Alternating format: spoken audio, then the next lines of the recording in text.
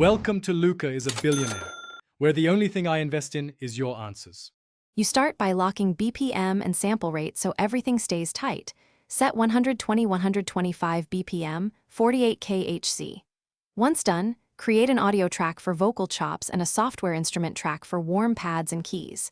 Import a fret again.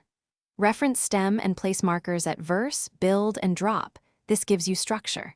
Then arm the audio track and set input monitoring. Record a short vocal phrase to test levels. Make sure to save a new project version before moving on. Now you sculpt the chop loop. Slice phrases using flex time or the scissors tool and nudge slices to create rhythmic interest. Once sliced, apply transient detection and quantize selectively. This keeps a human feel while tightening groove.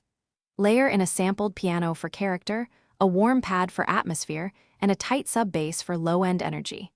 Route these to a bus and add subtle compression and saturation so the parts glue together. This step makes the loop sound cohesive and punchy. Finish by arranging your sections: intro, build, drop, and a stripped break, and automate filter sweeps, reverb sends, and vocal pitch moves for emotional lift.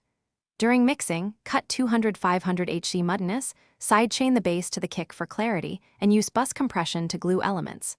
Once balanced, bounce stems and a full mix at 24-bit, 48 kHz and save backups.